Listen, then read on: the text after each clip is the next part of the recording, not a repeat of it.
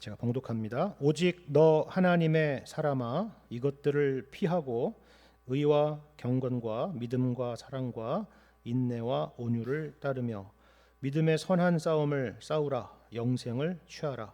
이를 위하여 내가 부르심을 받았고 많은 증인 앞에서 선한 증언을 하였도다. 만물을 살게 하신 하나님 앞과 본디오 빌라도를 향하여 선한 증언을 하신 그리스도 예수 앞에서 내가 너를 명하노니 우리 주 예수 그리스도께서 나타나실 때까지 흠도 없고 책망받을 것도 없이 이 명령을 지키라. 기약이 이르면 하나님이 그의 나타나심을 보이시리니 하나님은 복되시고 유일하신 주권자이시며 만왕의 왕이시며 만주의 주시오. 오직 그에게만 죽지 아니함이 있고 가까이 가지 못할 빛에 거하시고 어떤 사람도 보지 못하였고 또 볼 수 없는 이시니 그에게 존귀와 영원한 권능을 돌릴지어다. 아멘. 오늘 본문 11절과 12절의 말씀을 보면요, 네 가지의 명령 혹은 네 가지의 권면이 등장하는 것을 볼 수가 있는데요. 첫 번째는 피하라는 것입니다. 여러분 11절을 다시 보시면 오직 너 하나님의 사람아 이것들을 피하라 이렇게 말씀을 하고 있죠. 이것들이라고 하는 것은 본문 앞에서 언급했던 몇 가지 내용들입니다. 예를 들면 6장 3절에서 보는 것처럼 복음을 떠난 다른 교훈, 다른 가르침을 피하라는 것입니다. 그리고 이어서 4절의 말씀처럼 변론과 언쟁을 하는 것을 피하라고 또 말씀하고 있죠. 그리고 우리 본문 바로 앞절에 있는 10절을 보면은 돈을 사랑하는 것을 피하라라는 것입니다.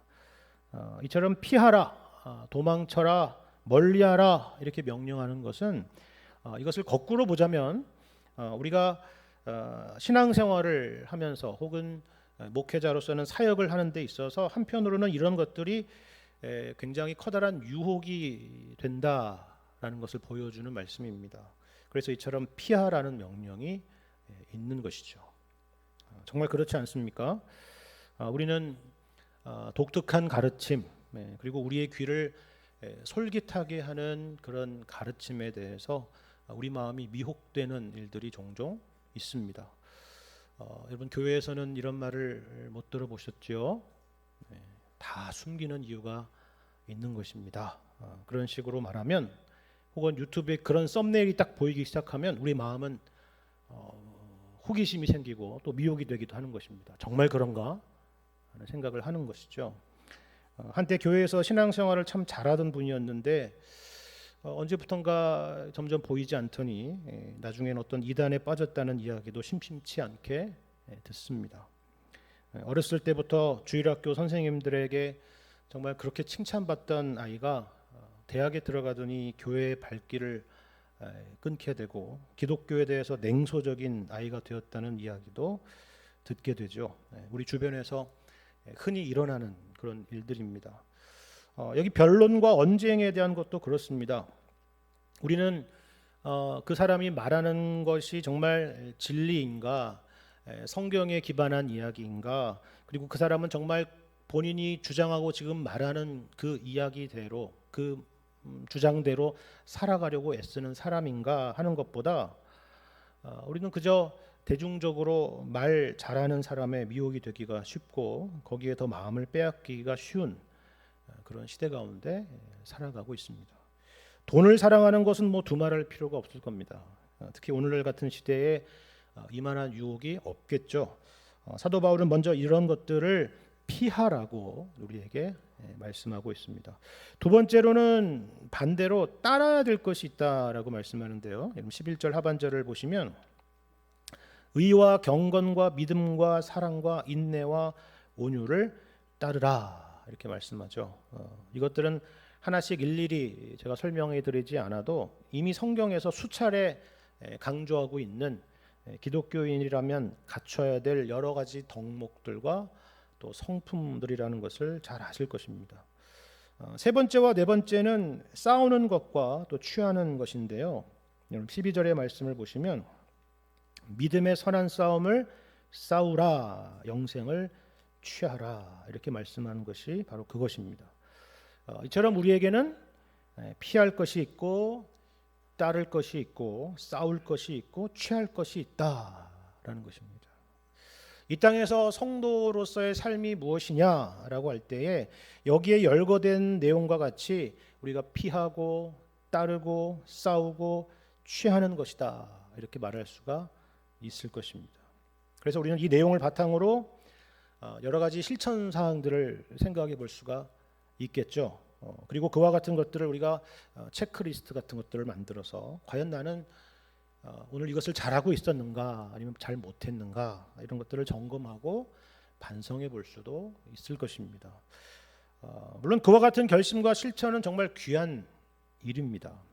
하지만 우리의 신앙이라고 하는 것이 다만 그와 같은 내용들로 그치게 된다면 그것 자체가 목적이 되어버린다라고 한다면 그것은 사실 매우 가난한 신앙이고 그것보다 더 큰 문제는 만약 이것을 우리의 신앙의 전부라고 인식할 때 우리의 신앙은 결국 좌초하고 말 것이다 라는 사실입니다. 왜 그렇습니까?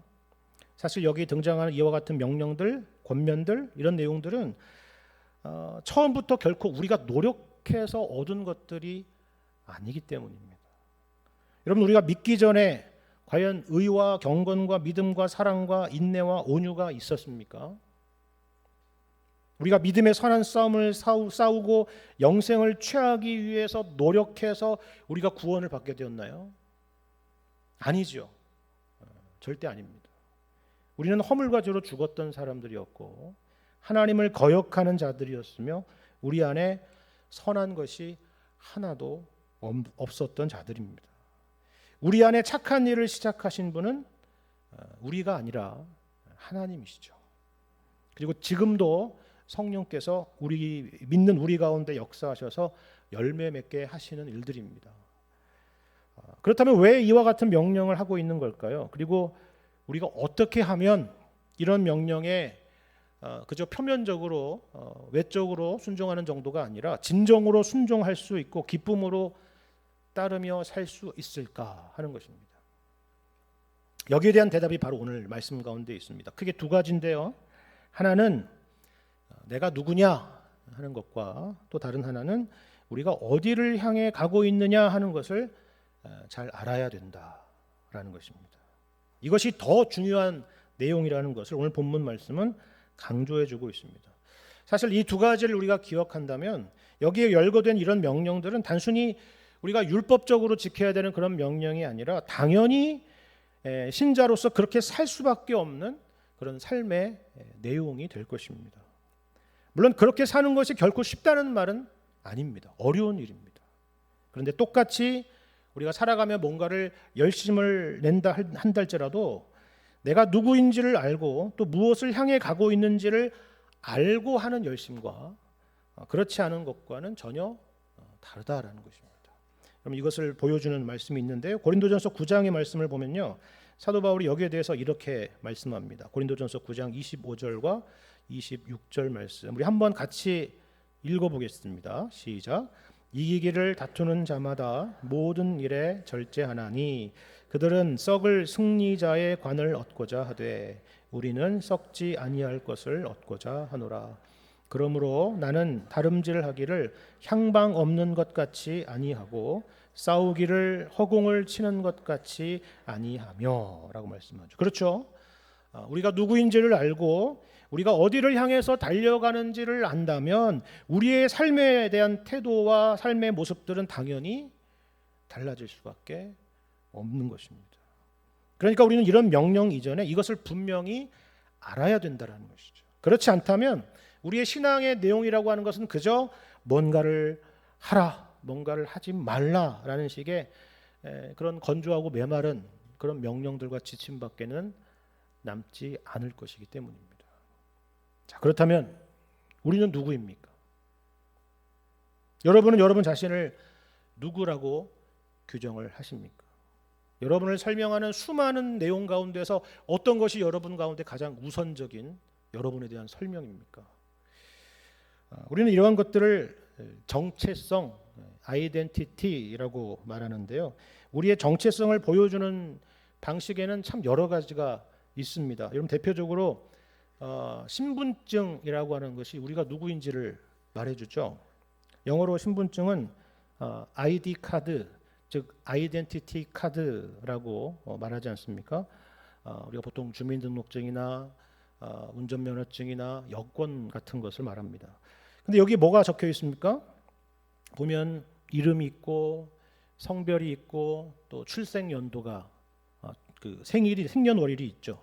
또 국적이 있고 또 내가 거주하는 거주 주소가 여기에 기록되어 있습니다. 근데 이것이 과연 내가 누구인가를 잘 설명하고 있는 것입니까? 그렇지 않을 것입니다. 흥미로운 것은요, 사람들이 자기가 누구인가를 누군가에게 소개할 때를 보면 이 사람이 과연 자신의 정체성을 어디에 두고 있는가 하는 것을 잘 알 수 있다라는 것입니다. 예를 들면 어떤 사람은 자기의 고향을 말하기를 좋아하거나 자기가 어디에 살고 있다는 것을 강조하는 그런 사람도 있습니다. 그것이 그 사람의 정체성의 뿌리인 것입니다. 자기 재산을 은근히 과시하는 사람도 있죠. 직접적으로 얘기하지는 않지만 간접적으로 이야기하는 사람이 있습니다. 재물이 그 사람의 정체성인 셈입니다. 또 어떤 사람은 이야기하면 다 알만한 가족 중에 어떤 사람을 자기보다 더 부각해서 얘기하는 사람이 있습니다. 내가 바로 그분의 아들이야. 우리 딸이 거기 사장이야. 그러면 그것이 또한 그 사람의 정체성인 것입니다. 내가 어느 학교를 나왔는지, 어느 직장을 다니는지, 그리고 무슨 사업을 하고 있는지 그와 같은 것들을 자랑하고 있다면 역시나 그것이 그 사람의 정체성, 내가 누구인지를 말해주는 그것이 되는 것입니다. 물론 좋은 것입니다. 얼마나 자랑스럽겠습니까? 생각만 해도 마음이 뿌듯해지는 그런 일일 수 있겠죠. 하나님께 감사한 일입니다. 그런데 지금 사도 바울은 이런 것과는 감히 비교조차 할 수 없는 우리만의 정체성이 있다라고 지금 우리에게 말씀하고 있습니다.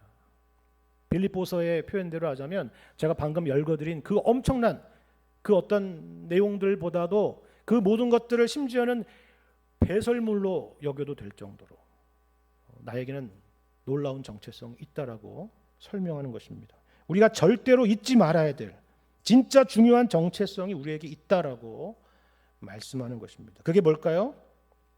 여러분 여기 11절의 말씀에서 보는 것처럼 뭐라고요? 우리가 하나님의 사람이라는 것입니다. 우리가 누구라고요? 하나님의 사람이라는 것입니다. 여러분 이것을 꼭 기억하시길 바랍니다. 우리가 하나님의 사람입니다. 근데 우리는 이 표현을 그저 별로 이렇게 대수롭지 않게 여길 수가 있습니다. 그렇지 우리가 뭐 하나님의 사람이지 이렇게 그냥 생각할 수가 있다는 거죠. 그런데 여러분 성경을 보시면요, 이 하나님의 사람이라고 하는 이 표현이 절대로 가벼운 표현이 아니라는 것을 아실 겁니다. 특별히 여러분 구약 말씀을 보시면요, 이 하나님의 사람이라고 불리워졌던 사람이요 그렇게 많지가 않아요. 손가락에 꼽습니다. 아무에게나 불려지는 표현이 아니었습니다. 예를 들면 모세, 사무엘, 다윗, 엘리야, 또 엘리사와 같은 이런 선지자들, 몇몇 선지자들에게나 붙여지는 그런 호칭이었습니다. 그리고 이들은 우리가 알다시피 모두 다 하나님의 특별한 사명을 위해서 구별된 사람이고 하나님을 대변하고 또 하나님의 이름으로 말하는 사람들이었습니다. 이들에게나 붙여질 수 있는 이름이 바로 하나님의 사람이라는 이름이었다는 거예요. 당연히 그렇지 않겠습니까? 아무에게나 이런 표현이 붙여질 수 있었겠어요? 그렇죠? 그런데 지금 이 표현을 디모데에게 붙이고 있는 것입니다. 내 아들 디모데야가 아니에요. 나의 사랑하는 제자 디모데야, 나의 수제자 디모데야, 이것도 아닙니다. 하나님의 사람 디모데입니다. 우리는 보통 유명한 어떤 사람의 수하에 있는 사람이다, 내가 그 사람의 오른팔이다, 그러면 굉장한 자부심을 갖고 다른 사람들도 그것을 부러워하지 않습니까? 예를 들어서 제가 어떤 권력자의 사람이라거나 어떤 대단한 재력가의 아들이라고 한다면 삶의 자세부터가 달라지겠죠. 근데 이거는 그 정도가 아니잖아요. 그 누구의 사람이 아니라 누구의 사람이요? 하나님의 사람입니다. 근데 근데 여러분 이게 얼마나 큰 건지 한번 생각해 보세요. 어느 정도로 크느냐? 오늘 본문 말씀만 봐도 알 수 있지 않습니까? 하나님이 어떤 분이신가 설명하고 있는 말씀을 한번 보세요. 15절과 16절 말씀입니다. 하나님이 어떤 분이십니까? 한번 같이 읽어보겠습니다. 시작. 기약이 이르면 하나님이 그의 나타나심을 보이시리니 하나님은 복되시고 유일하신 주권자이시며 만왕의 왕이시며 만주의 주시요 오직 그에게만 죽지 아니함이 있고 가까이 가지 못할 빛에 거하시고 어떤 사람도 보지 못하였고 또 볼 수 없는 이시니 그에게 존귀와 영원한 권능을 돌릴지어다. 아멘. 우리가 누구라고요? 우리가 바로 이와 같은 하나님의 사람이다 라는 것입니다. 그러면 또 어떤 분들은 그런 생각을 하시는 분이 있을 거예요. 목사님, 아무리 그래도 그거는 디모데에게나 해당되는 이야기 아니겠습니까? 사도 바울의 제자니까 그런 것이지 이거를 뭐 우리 모두에게 이렇게 보편적으로 확대 적용하는 것은 뭐 우리 귀에 들리기는 좋지만 꼭 그렇게까지 갈 수 있을까요? 너무 확대 과장한 거 아닙니까? 그렇게 생각할 수도 있을 겁니다. 그런데요, 여기에 대해서는 우리가 너무나도 잘 알고 있는 디모데전서 그 다음 말씀인 디모데후서 3장 16절과 17절 말씀을 보면요 바로 알 수 있어요. 누가 하나님의 사람이냐 할 때 설명하는 내용입니다. 우리 이것도 한번 같이 한번 읽어볼까요? 시작. 모든 성경은 하나님의 감동으로 된 것으로 교훈과 책망과 바르게 함과 의로 교육하기에 유익하니 이는 하나님의 사람으로 온전하게 하며 모든 선한 일을 행할 능력을 갖추게 하려 함이라. 아멘. 그렇죠. 여기 17절에 하나님의 사람이 등장하지 않습니까? 여러분 여기에 예외가 있을까요? 디모데 같은 특정인을 가리키는 호칭입니까? 아니잖아요. 그렇죠? 그 누구라도, 그 어떤 사람이라도, 예수 그리스도를 구주로 믿는 그 누구라도 하나님의 사람인 것입니다. 자, 그렇다면 그 이름은 참 훌륭하고 또 좋은데 그 하나님의 사람이라고 하는 이 이름의 구체적인 의미는 뭘까요? 하나님의 사람이라는 것은 먼저 이 표현 그대로 우리의 전 존재가 하나님의 소유라는 의미입니다. 그리고 우리가 하나님의 소유이기 때문에 하나님은 우리의 주인이시고 우리는 당연히 하나님의 종인 것입니다. 그렇죠. 근데 여기에는 이런 의미만 있는 것이 아닙니다. 우리가 그 누군가의 소유가 아니라 하나님의 소유라고 한다면 이 말은 곧 하나님께서 우리의 인생을 책임지신다라는 그런 의미를 담고 있기 때문입니다. 우리도 그 여러분 가운데 어떤 사람이라도 다 소유하는 게 있지 않습니까? 나는 내 소유가 아무것도 없습니다. 그런 분은 없잖아요, 그죠?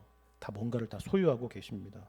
근데 만일에요, 여러분이 소유한 것 중에 어떤 것 중에서 내 생명만큼이나 소중한 것이다라고 한다면 여러분 어떻게 하시겠습니까?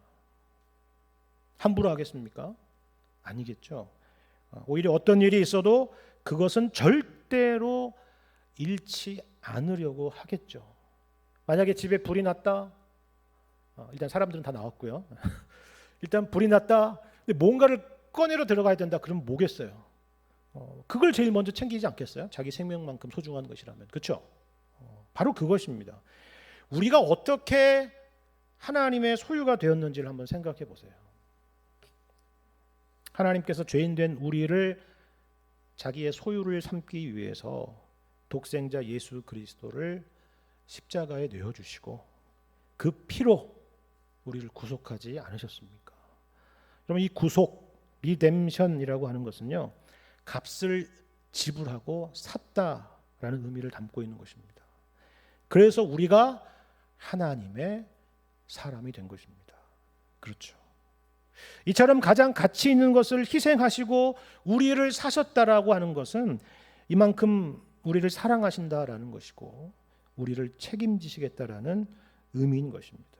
이것이 바로 우리의 정체성이라고 하는 사실을 항상 기억하라는 말씀입니다.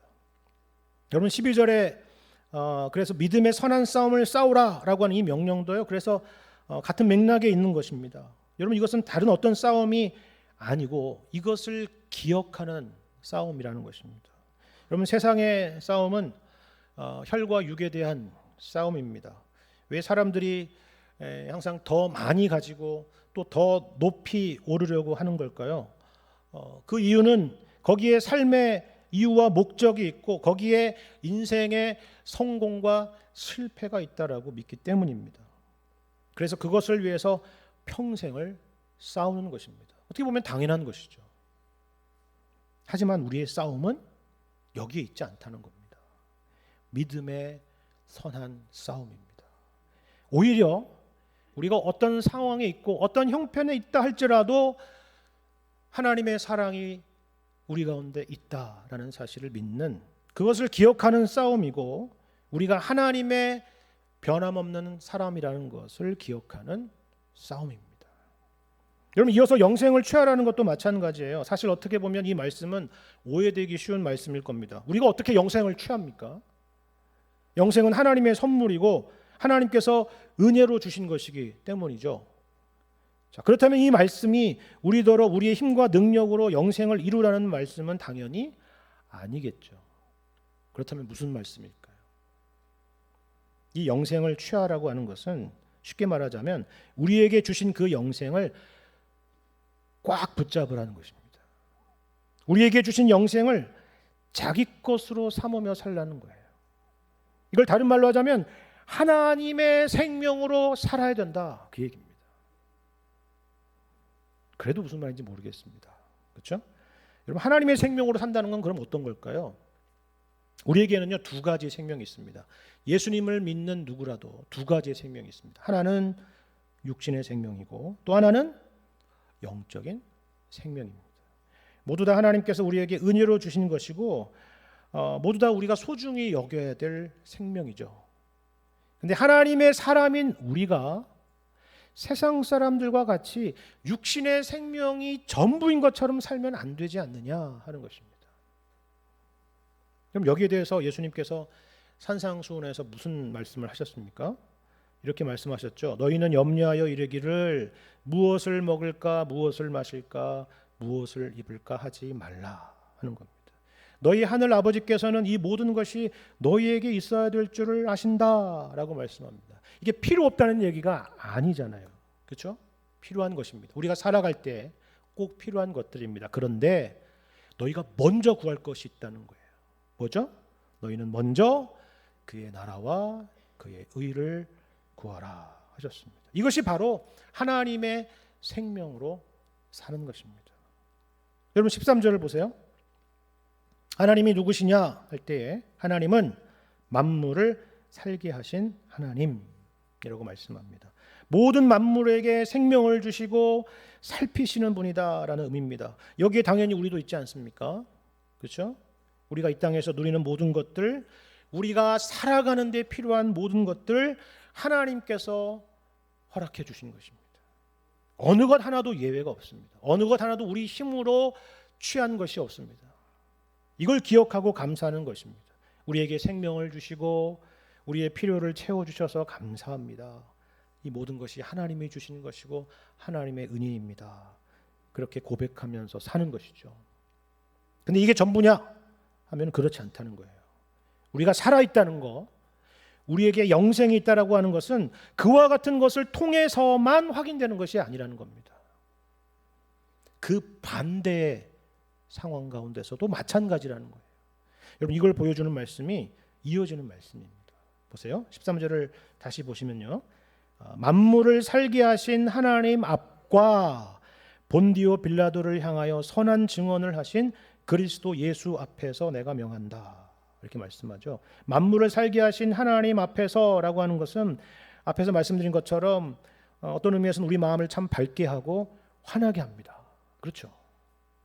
근데 이어서 본디오 빌라도를 향하여 서신 예수님 앞에서라고 하는 이 말씀은 어떻습니까? 뭔가 우리 마음을 어둡게 하고 무겁게 하지 않습니까? 상황이. 그런데 바로 여기에서도 역시나 하나님의 생명이 드러났다라고 말씀하는 겁니다. 어떻게 해요? 본디오 빌라도를 향하여 선한 증언을 하신 바로 그 예수님의 모습에서 우리는 그 생명을 볼 수 있다라는 거예요. 여러분, 본디오 빌라도가 어떤 인물인지는 여러분 잘 아실 겁니다. 예배 때마다, 사도신경 때마다 나오잖아요. 그죠? 예수님 당시에 유대와 사마리아 땅에 통치를 하고 있었던 로마의 총독입니다. 그리고 예수님을 신문했던 당사자이고 예수님의 십자가형을 묵인했던 사람이기도 하죠. 쉽게 말해서 당시에 팔레스타인 땅에서 최고의 권력자였던 사람입니다.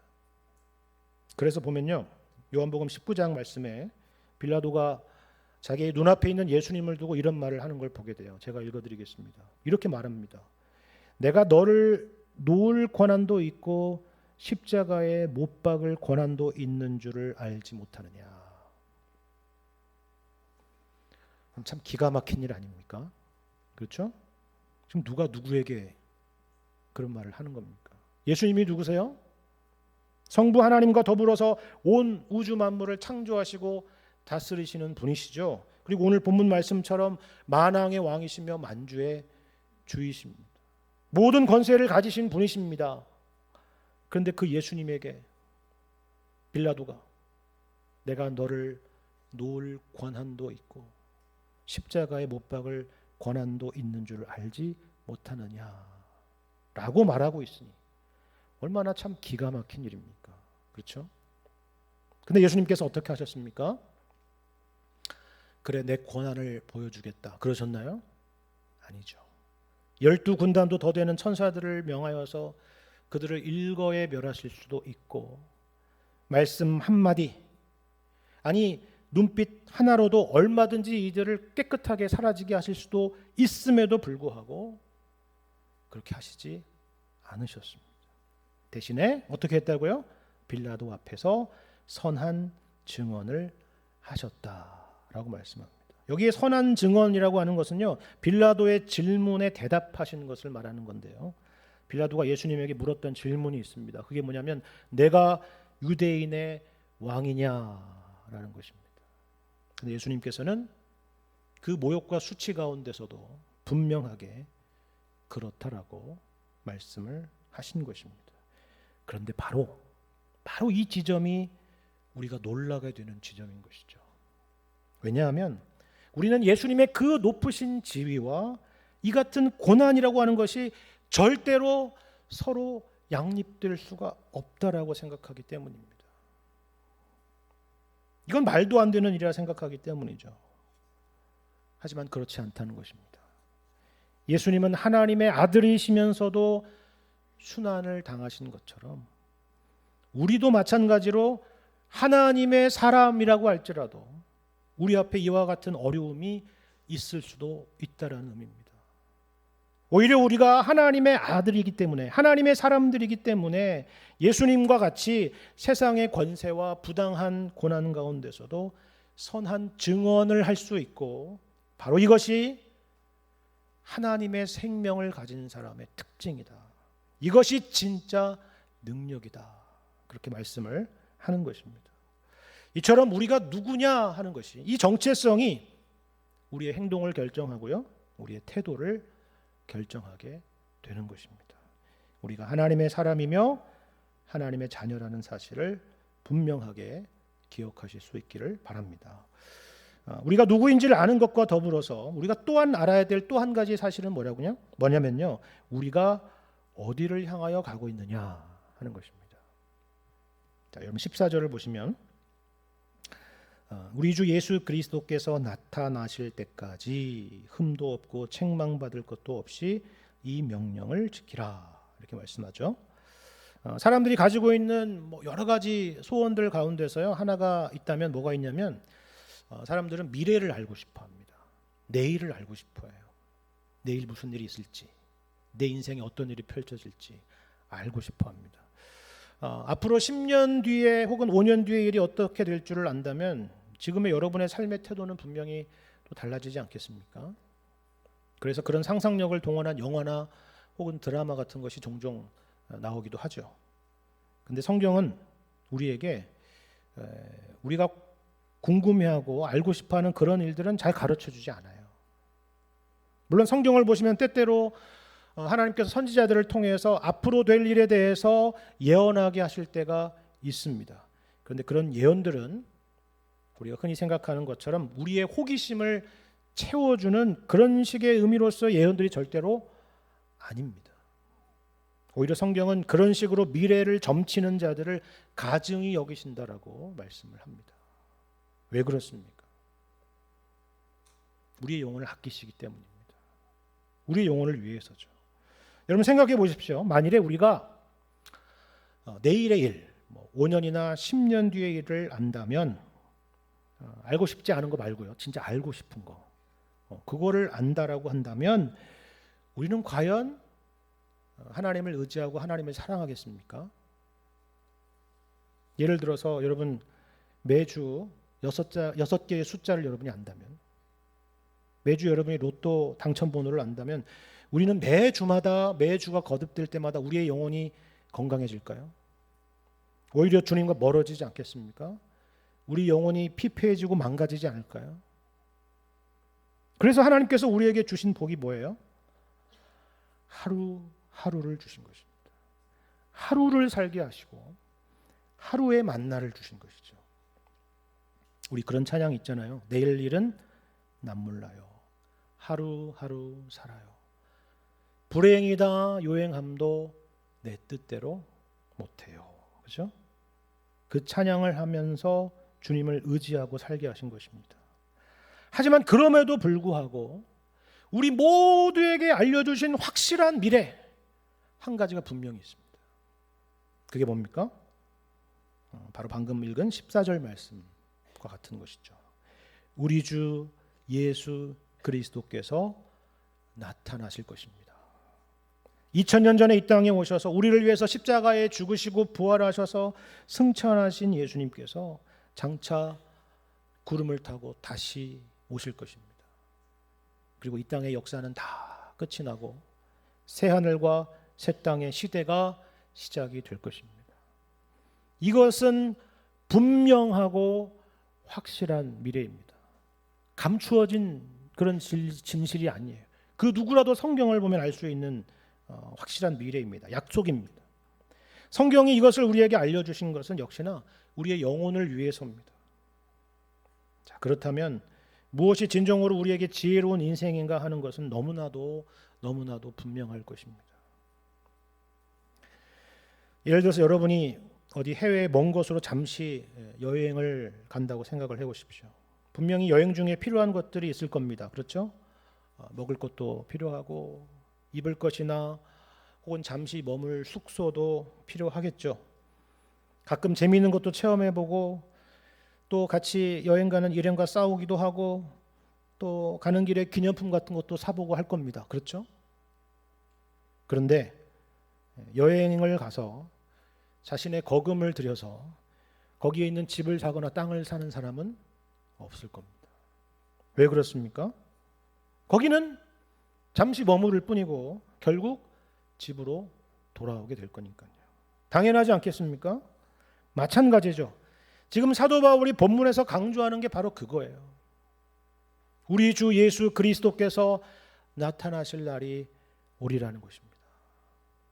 그날이 온다면, 주님이 다시 오실 그날이 온다면 우리 수중에 뭐가 남을까요?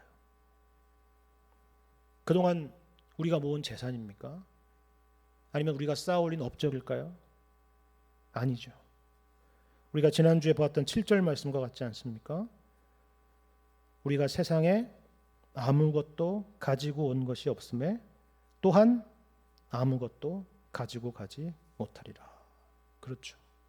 이건 만고불변의 진리입니다. 그러면 뭐가 남을까요? 뭐가 남는지 아십니까? 여기 오늘 본문 11절의 말씀처럼 의와 경건과 믿음과 사랑과 인내와 온유가 남습니다. 왜 그렇습니까? 왜 이런 것들이 남습니까? 이 모든 것들은 우리가 이 땅 살아가며 하나님을 향했던 것들이고 하나님을 위한 것이고 우리가 이 땅에서 하나님을 사랑한 것의 여러 다른 이름들이요, 여러 다른 모습들이기 때문입니다. 이것만 남습니다. 오늘 말씀에서 우리에게 세상의 헛된 것들을 피하고 이것들을 따르라고 권면하는 이유가 바로 이것입니다. 이것은 다만 우리에게 어떤 신앙의 윤리를 강조하고 우리에게 어떤 율법적인 짐을 지우려고 하시는 것이 아닙니다. 기독교 신앙이라고 하는 것은 건조한 의무들의 나열이 아니고 잘하면 복받고 못하면 벌받는 그런 인과율이 아니기 때문입니다. 우리에게 생명 주신 하나님, 우리를 위해서 십자가에 죽으시고 부활하신 예수님을 믿고 의지하고 사랑하고 섬기는 것이 진정한 신앙입니다. 이처럼 우리가 예수 안에서 누구인지를 알고 우리가 어디를 향하여 가고 있는지를 안다면 우리는 분명히 오늘을 새롭게 살게 될 것입니다. 믿음의 선한 싸움을 싸우게 될 것이고 영원한 생명, 하나님의 생명으로 살게 될 것입니다. 우리는 하나님의 사람이며 우리 주님은 분명히 다시 오실 것입니다. 이것을 기억하시고 오늘 우리에게 허락된 모든 현실 가운데서 하나님의 생명을 가진 자로서 힘있게 살아가실 수 있는 여러분과 제가 되기를 주님의 이름으로 간절히 축원합니다.